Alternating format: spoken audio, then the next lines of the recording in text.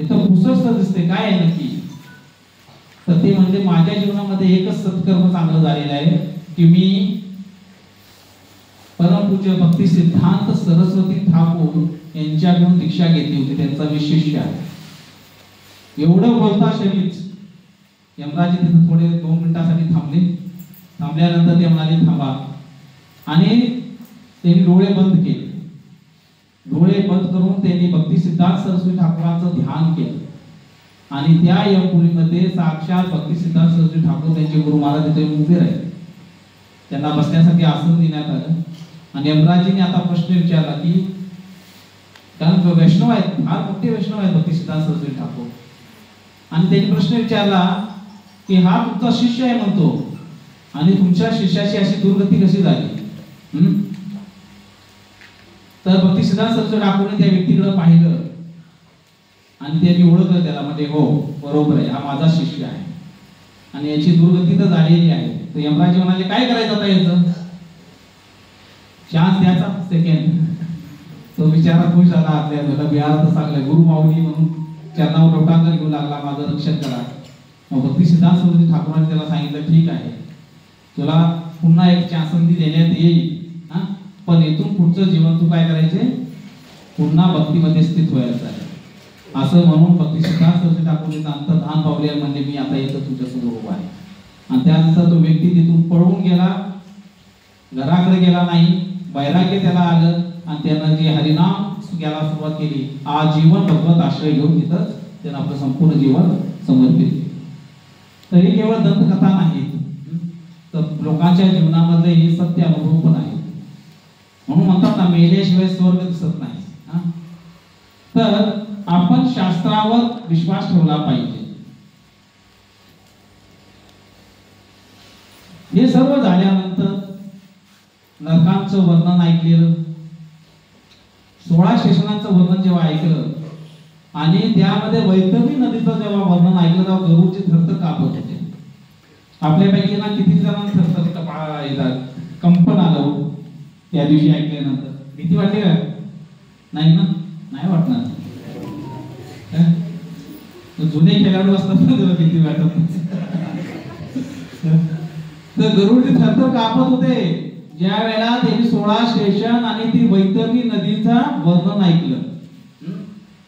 आणि मग त्यांनी एक प्रश्न विचारला भगवान विष्णूंना. म्हणाले, हे भगवंता, मला आता ते नरकाविषयी जाणून घ्यायचं आहे. असे ते नरक कोणते? जर हे नरकाचा प्रवास एवढा भयंकर आहे, तर ते नरक कसले आहे, आणि त्या नरकामध्ये जातं कोण? असा हा प्रश्न विचारण्यात आला. तेव्हा भगवान विष्णूंनी सांगितलं, हे जे नरक आहेत ते अत्यंत भयंकर आहेत. यांचं मी तुला संक्षिप्त मध्येच वर्णन करून सांगेन. कारण या नरकाच्या जर यातना जी आहेत त्याचं केवळ वर्णन जरी आपण ऐकलं, तर जीवात्मा अत्यंत दुःखानं कहळत विहळत आपले प्राण त्यागू शकतो. तर अत्यंत भयंकर अशी परिस्थिती या नरकाचं वर्णन आहे, ते थोडक्यामध्ये मी तुला सांगेन. आणि या नरकाचं वर्णन करायला भगवंताने सुरुवात केली आणि सांगितलं की या नरकामध्ये प्रवेश कोण करतं.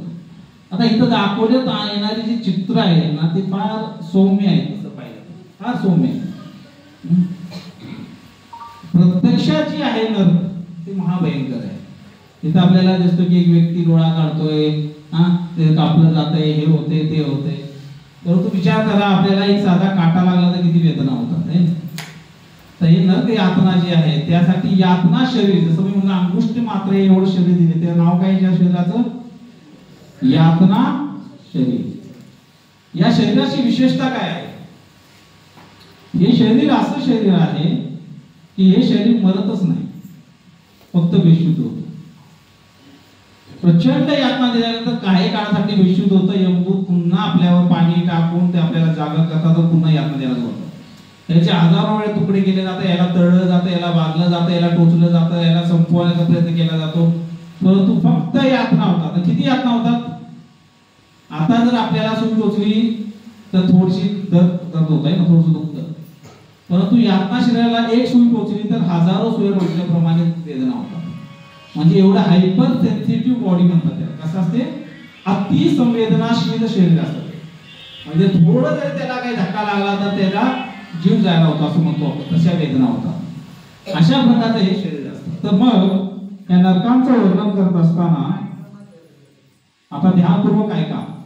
आपण कुठं कुठं जाऊ शकतो त्याचं आपण वर्णन थोडक्यात पाहूया. तसं पाहिलं तर 84 लक्ष योनी आहे, तर 84 लक्ष नरक आहे, पण आपण संक्षिप्त मध्ये नरक घेतलेले आहे. याला म्हणतात महावीच नरक. काय नाव आहे? महावीच. महावीची नाम का नरक रक्त से भरा हुआ है. कसला है रक्त? हे नरक रक्तानं भरलेला आहे. इसमें वज्र के समान कांटे हैं, म्हणजे अतिशय तीक्ष्ण कांटे आहेत यामध्ये. इसमें गया हुआ जीव कांटों से बिंद कर कष्ट पाता है. कहते हैं गाय का वध करने वाला इस नरक में 1,00,000 वर्ष तक रहकर कष्ट भोगता है. तो पहिला नरक आहे गौ हत्या करणारा, ज्यामध्ये वज्राप्रमाणे तीक्ष्ण काटे आहेत. त्यामध्ये त्याला सोडलं जातं, फेकलं जातं, रक्तानं भरलेलं आहे. आणि पोहत असताना त्या रक्तामध्ये तरंगत असताना ते काटे प्रत्येक क्षणाला त्याचं शरीराचे तुकडे करत असतात. एवढे तीक्ष्ण काटे असतात. मग ते शरीर छिन्न भिन्न व्हायचं, पुन्हा जोडून येतं, पुन्हा छिन्न भिन्न होतं, पुन्हा जोडून येतं. किती काळ? 1,00,000 वर्षापर्यंत. 1 वर्ष नाही, किती? 1,00,000. जेवढं आपलं आयुष्य पण नाही आहे ना. तर हा पहिलं महाबीज नरक. दूसरा सांगितलेलं आहे कुंभी पाक. इस नरक में गर्म रेती और अंगारे बिछे हुए हैं. आहे गर्म रेती म्हणजे गरम वाळू आहे आणि अंगारे आहे, विस्तू आहे. इस नरक में दूसरों की जमीन और धरोहर को हड़पने वाले के अलावा ब्राह्मणों की हत्या करने वाले को भेजा जाता है. तो दुसरं नरक कुठण्यासाठी आहे? पहिलं गो हत्या आणि दुसरं ब्राह्मण हत्या. बघा भगवंतांना प्रिय कोण आहे? गायी आणि ब्राह्मण किंवा वैष्णव. तर दुसरं नरक जे कुंभीपाक आहे ते दुसऱ्याची जमीन बळकावणारा आणि धरोहर हडपणेवाला, जायदाद हडप करणारा, जे आजकाल कलियुगमध्ये प्रत्येक जण करत आहे. बांधाला बांध सरकून सरकून 1 फुटभर बांधाला काय मिळतो? पण बांध टोकरं टोकरं टोकरं तेवढा मोठा बांध तरी एवढा होऊन जातो, कळतच नाही. आणि नंतर ते आपला शेतीचा त्यामध्ये आपला अधिकार दाखवायला सुरुवात करतो. तर कुंभीपाक अशा लोकांसाठी काय आहे?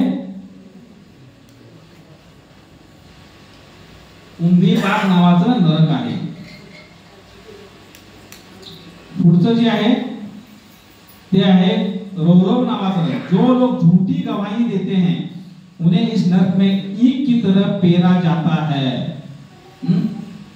झूठी गवाही म्हणजे खोटं बोलणारा किंवा खोटी साक्ष देणारा. आता तुम्ही म्हणा आम्ही कुठं कोर्टात जातो साक्ष द्यायला? कुणाची तरी बाजू म्हणून आपण बोलत असतो ना. नाही तसा नाही, तो आपल्याला माहित असतं काय केलं, तरी पण त्याची खोटी बाजू घेऊन जेव्हा आपण बोलतो त्यासाठी कुठला नरक आहे? रौरव नावाचा नरक आहे. मंजूस नावाचा नरक आहे. इस नरक में उन्हें दंड दिया जाता है जो निर्दोष को बंदी बनाते हैं.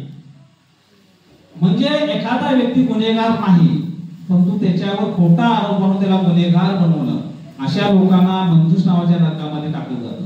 यह नरक जलते हुए सलाखों का बना है जिसमें दोषी जीव को डालकर जलाया जाता है. म्हणजे गरम जे लोखंड आहे पिघळलेलं त्यासारखे नरक आहे, त्यामध्ये त्या जीवाला टाकलं जातं. अप्रतिष्ठ नावाचा एक नरक आहे. इस नरक में उन लोगों को डाला जाता है जो धार्मिक व्यक्तियों को कष्ट देते हैं. जो आपलं जीवन चांगल्या प्रकारे जगत आहे, धर्माचरण करत आहे, अशा लोकांना जी लोक कष्ट देतात त्यांच्यासाठी अप्रतिष्ठ नावाचं नरक आहे.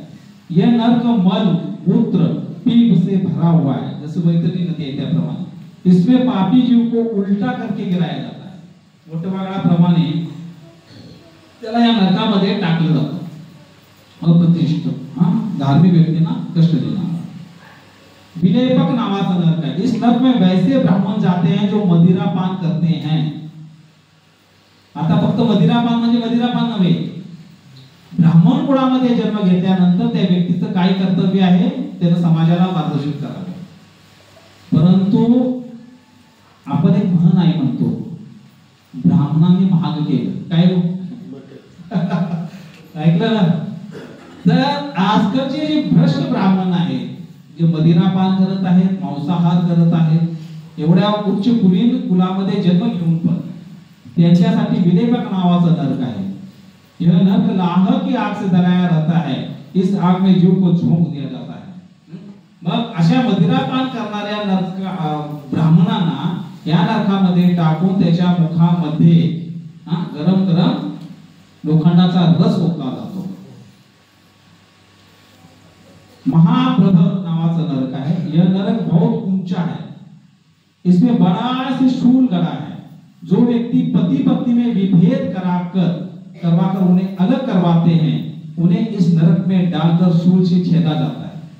तो फार उंचावर आहे आणि शूल असतं तीक्ष्ण, वरून सोडलं फेकलं जातं आणि ते शूल आरपार त्याच्या शरीराचा जातो, असे नरक आहे। कुणासाठी? जी लोक नवरा बायकोमध्ये भांडण लावून त्यांना वेगळं करतात। आणि आजकाल जर डिवोर्सचे केसेस वाढलेले आहेत, त्याचं कारण काय? पती पत्नी मधलं जास्त भांडण असतं, आजूबाजूचे जाग लावणारे जास्त असतात आणि त्यामुळे भेद होतो। आणि त्यांच्यासाठी म्हणून पहिली सोय करून ठेवली नरकामध्ये। काय नाव आहे? महाप्रभ। जयंती नावाचं एक नरक आहे। इस नरक में एक विशाल चट्टान है। इस नरक में पराई स्त्री के साथ शारीरिक संबंध बनाने वाले को इसी चट्टान के नीचे दबाया जाता है। वैभिचारी व्यक्ती जी आहे, आपली पतीला सोडून इतरांचे संबंध बनवतात विवाह बाह्य, त्यांच्यासाठी अत्यंत मोठी चट्टान असते, त्याच्या खाली त्याला एखाद्या किड्या मुंगी सारखं टाकून त्याचं काय केलं जातं? संपवलं जातं। शर्मिली नावाचं जे नरक आहे, जलते हुए कांटों से भरा हुआ है। इस नरक में उन स्त्रियों को जलते हुए शर्मिली वृक्ष का आलिंगन करना पड़ता है जो पर पुरुष से संबंध बनाती है। यहाँ पराई स्त्रियों के संबंध में बनाने और कुदृष्टि रखने वालों की यमदूत आंखें फोड़ देते हैं। आता स्त्रियांसाठी पण असं नाही की पुरुषांचेच फक्त आहे, तर ज्या स्त्रिया आपल्या पतीला सोडून इतर पुरुषांशी संबंध करतात त्यांच्यासाठी हे नरक आहे। आणि मग अशा प्रकारचा त्यांना तिथं त्रास भोगावा लागतो। महारौरव, जो लोग खेत खलियान और गांव भर में आग लगाते हैं, उन्हें युगों तक इस नरक में पकाया जाता है। मतलब अत्यंत भयंकर हे कृत्य आहे।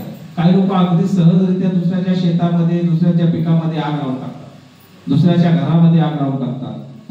तर साहित्य युगों तक, अनेक अनेक युगांपर्यंत या नरकामध्ये त्या व्यक्तीला राहायला लागतं।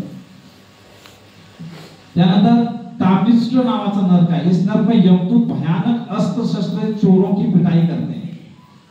जे सर्व चोर उच्च आहेत त्या सर्वांना ताम्रिष्ट नावाच्या नरकात टाकलं जातं आणि तिथं एकच काम आहे, काय? मार खायचा यमदूताचा, बाकी काही नाही। अनेकों युगांपर्यंत तिथं मार फटके बसत राहतात। त्यानंतर आहे असी पत्र। इस वन के पत्ते तलवार जैसे हैं, मित्रों को धोखा देने वाले इस वन में डाल दिया जाता है। जे आपल्या मित्रांना फसवतात त्या लोकांसाठी कुठलं नरक आहे? असी पत्र। तर फसवणे म्हणजे काय हो?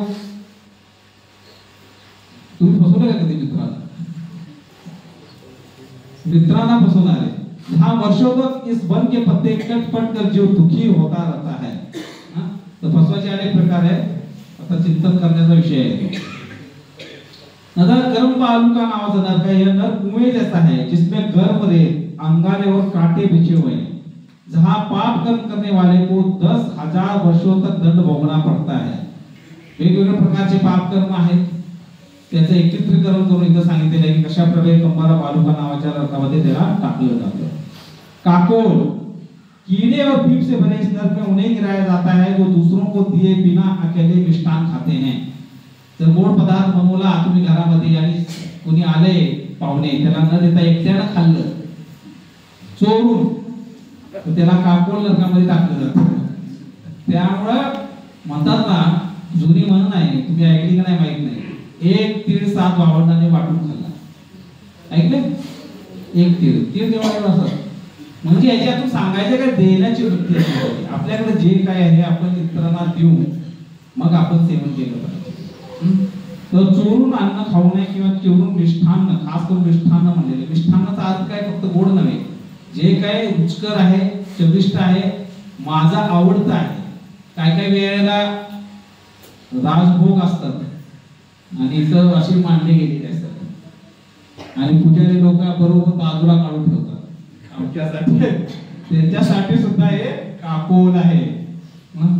तर इथं येणारे प्रत्येक राजभोग रोजी वाटले गेले पाहिजेत, प्रत्येकाच्या मुखामध्ये घास गेला पाहिजे, नाही तर जे मॅनेजर लोक आहेत त्यांना काकोल.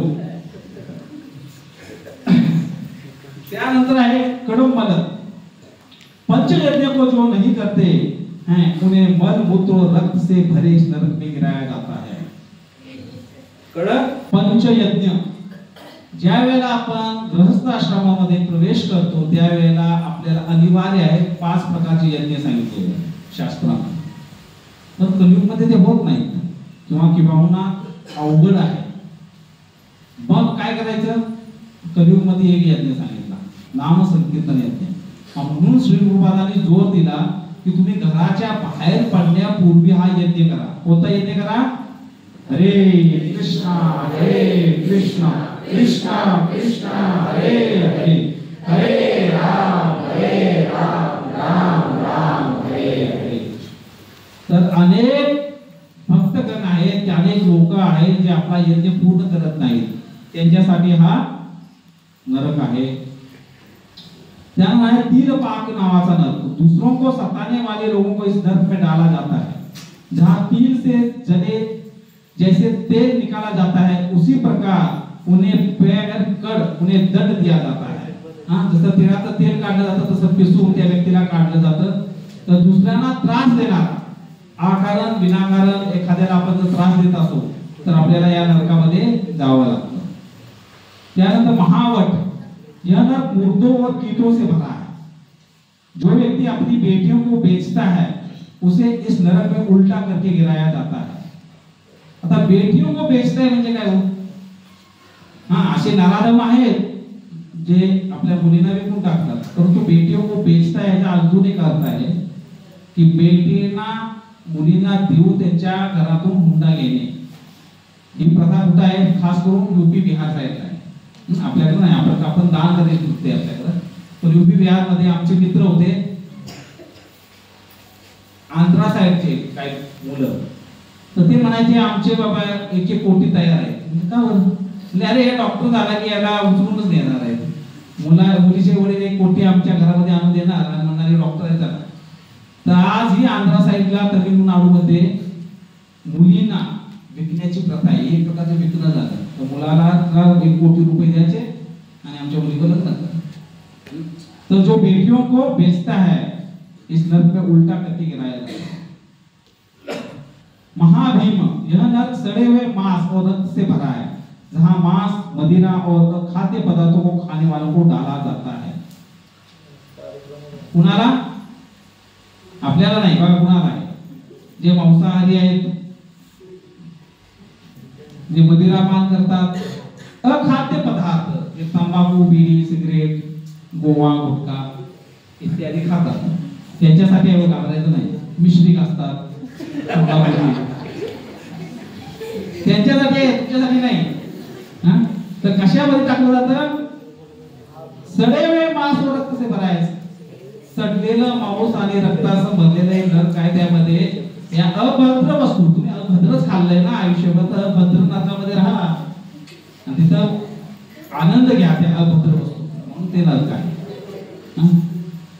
त्यानंतर आहे तेल पाक. इस नरक में शरण में आए हुए लोगों को मदद नहीं करने वालों को तेल की कढ़ाई में पकाया जाता है.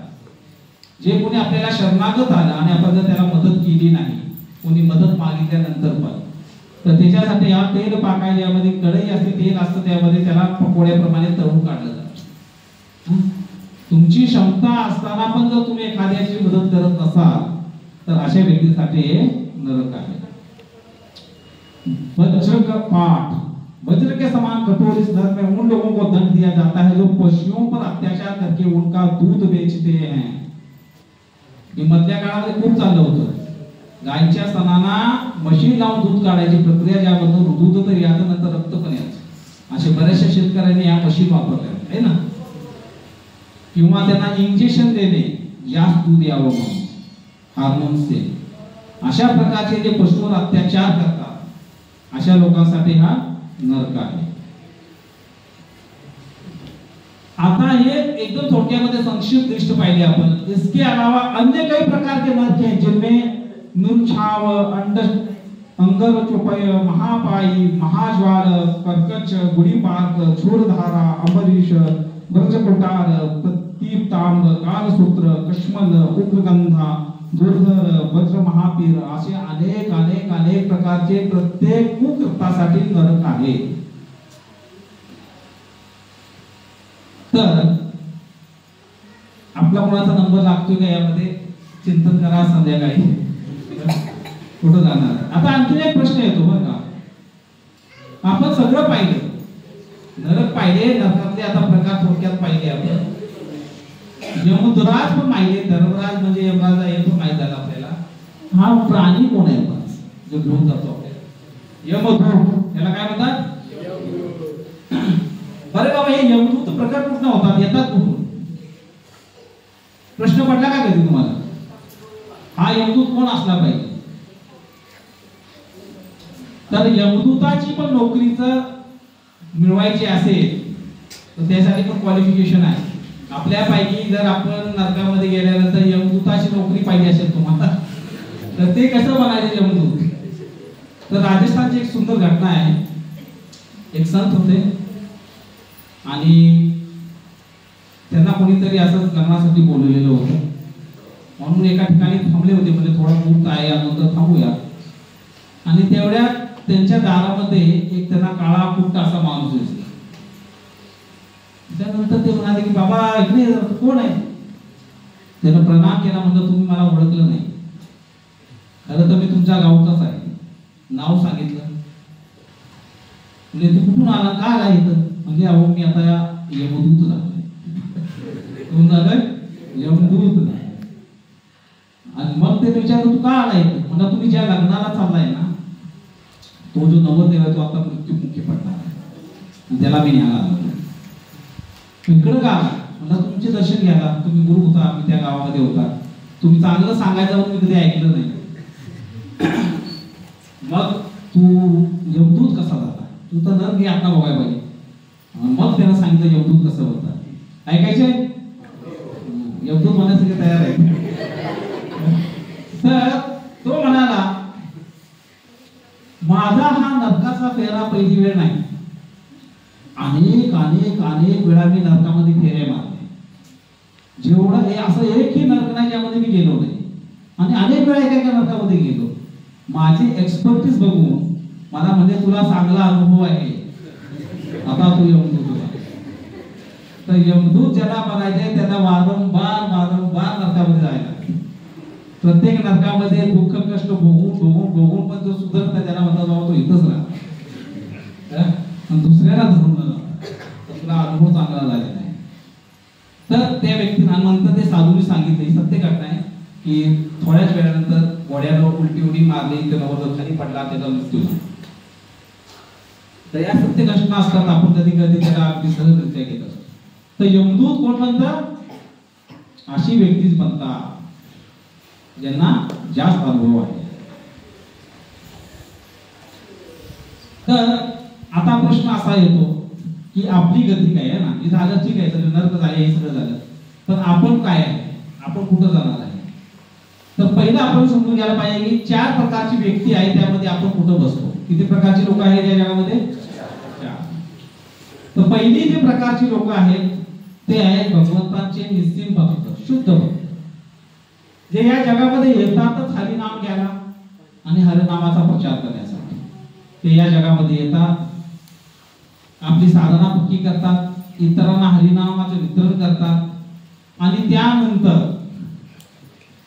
त्यांच्यासाठी विमान येतं, त्या विमानामध्ये ते बसतात। ही सर्व नरक लोक जी आहेत ती सर्व 16 स्टेशन याचा प्रवास ते विमानानंच करतात। त्यानंतर पूर्व दिशेचं दार त्याच्यासाठी उघडतं। किती द्वार आहेत या पुरीमध्ये? 4। पूर्व द्वार उघडल्याबरोबर त्यांना दर्शन होतं, कुणाचं? कुणाचं दर्शन होतं? विसरायचं नाही, कुणाचं दर्शन होतं? पूर्व यमपुरी मधलं पूर्व दिशेचं दार उघडल्यानंतर कुणाचं दर्शन होतं? जोरात बोला, कुणाचं? धर्मराज, यमराज नाही म्हणत, कोण? आणि धर्मराज एवढे प्रसन्न होतात, या व्यक्तींना आलिंगन देतात, या म्हणतात, आणि त्या दिवशी सत्संग ठेवतात जसं आज येत आहे. कारण यमराजीने भगवंताला प्रार्थना केली, हे भगवंता कसलं क्रूर कर्म दिले मला, मान्य आहे मी बाबा तुम्ही मला ही सेवा आहे म्हणून मी करतो, पण मला बघवत नाही होय, लोकांना शिक्षा द्यायचे, त्यांचं एवढा हाल करायचे, कसलं भयंकर कर्म आहे, आणि सगळा कुसंगच आहे, सत्संग कधी होणार. मग यमराजींना भगवंत म्हणाले की इथून पुढे सर्वच लोक तुझ्याकडे येतील, पापी पण, पुण्यवान पण, भक्त पण. ज्या वेळेला भक्त तुझ्याकडे येते त्यावेळेला तू सत्संग कर. तर मग यमराज त्यावेळेला प्रसन्न झाले, म्हणजे मी वाट पाहतो. मग अशा वेळेला जेव्हा हे भक्त लोक त्यांच्या दरबारामध्ये येतात, त्या दिवशी यमराज म्हणतात आज सुट्टी, चित्रकूटला म्हणतात, ब्रेक द्या. नरकवाल्यांना थांबून ठेवतात, एक चांगला प्रयोजन ठेवलं जातं, कीर्तन मेळाचं आयोजन केलं जातं. यमराजी कीर्तन मेळा ठेवतात, अत्यंत आनंदाने संकीर्तन होतं, रामकृष्ण हरीचं भजन होतं. यमराजी भरपूर तिथं नाचतात, गातात, महाप्रसाद घेतात, आणि दुसऱ्या दिवशी हे भक्तांना निरोप देतात आणि हे विमान पुढे निघतात. तर ही आहे पहिली श्रेणी. कोणती श्रेणी आहे? तर हे पण यमपुरीला गेलेत का नाही यमपुरीला, पण त्यांचं स्वागत वेगळ्या पद्धतीने झाले, त्यांना दर्शन यमराजांचं वेगळ्या पद्धतीने झालेलं आहे. दुसरी कॅटेगरी पुण्यवान. कोणाची लोक?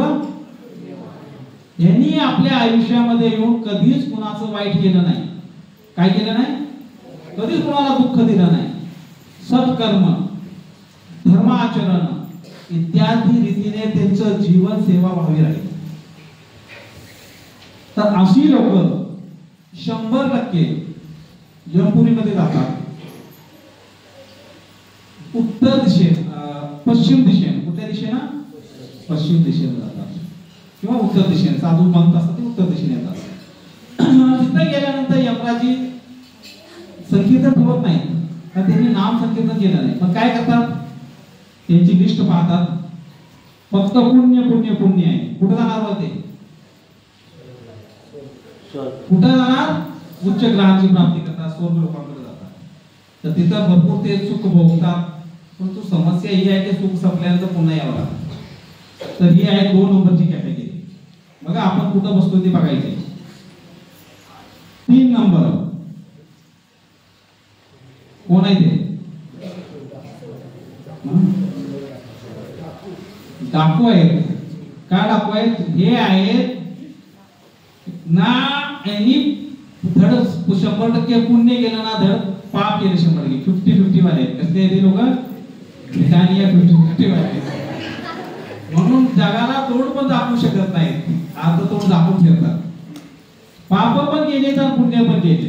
काय केले? दोन्ही केले. बहुतांशी लोक याच कॅटेगरी मध्ये येतात. तर पाप पुण्याचा लेखाजोखा घेऊन चालणारी पिढी जी आहे, ही जे संघ आहे, त्या लोकांसाठी पण नरक आहे आणि स्वर्ग पण आहे. तिथे गेल्यानंतर त्यांना विचारलं जातं, यमराज विचारतात, बाबा तुझ्या नावावर एवढे नरक मुख आहे आणि एवढ्या दिवसांचा स्वर्गवास पण तुला मिळणार आहे, उच्च ग्रहाची प्राप्ती.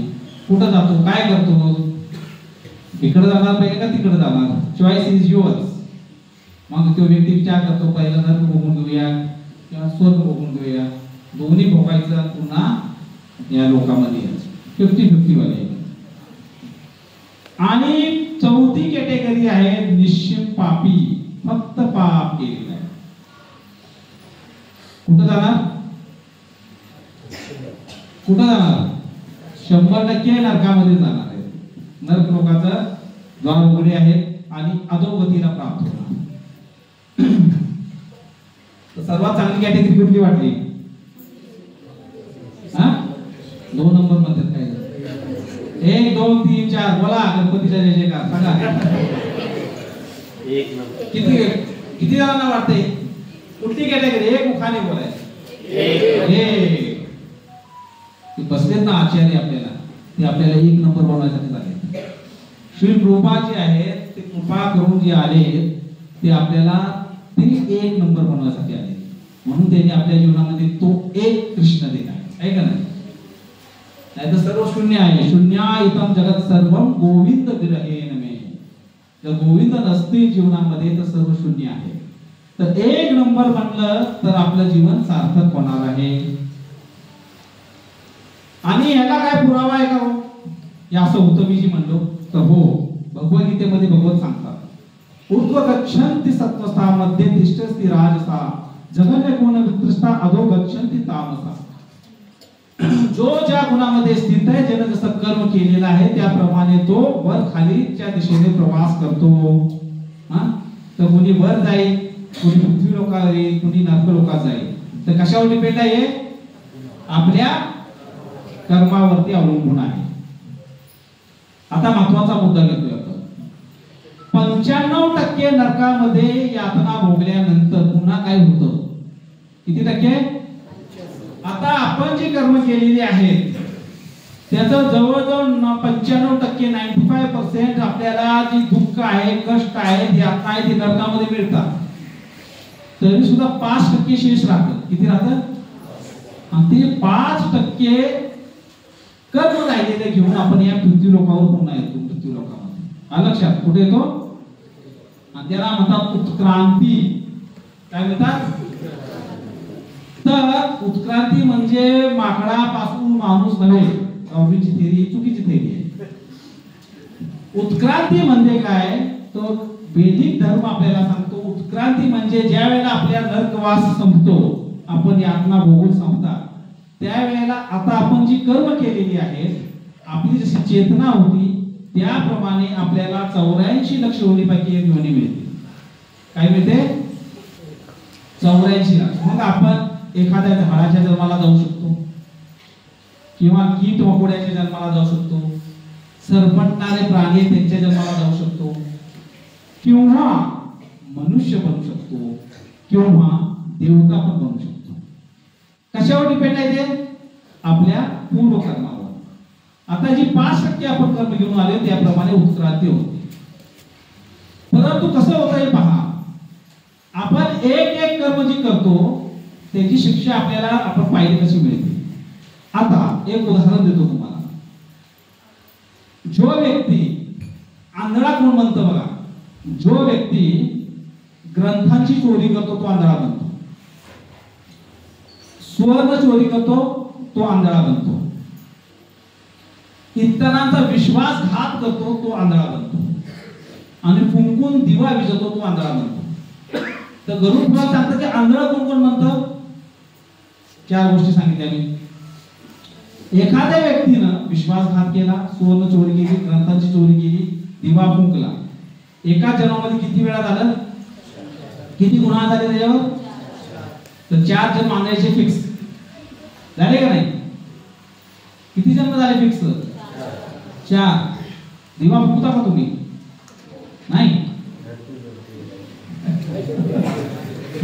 Happy birthday to you. आपले संस्कृती आपल्याला दिवा प्रज्वलित करायला शिकवते. आपण दिवा नको ओवाळतो. आपल्या संस्कृतीमध्ये कसा सांगितलेला आहे जन्मदिवस साजरा करायचा? आरती करून, त्याची औक्षण करून, आणि प्राशासत्रीच्या अधीन होऊन आपण मेणबत्त्या लावून आणि त्याला भेट देतो. काय? पुढचा जन्म आंधळा हो. म्हणून पहा, ह्या पद्धतीने असल्या कारणाने आपण अनेक कर्म एका जन्मामध्ये करत असल्या कारणाने होतं काय?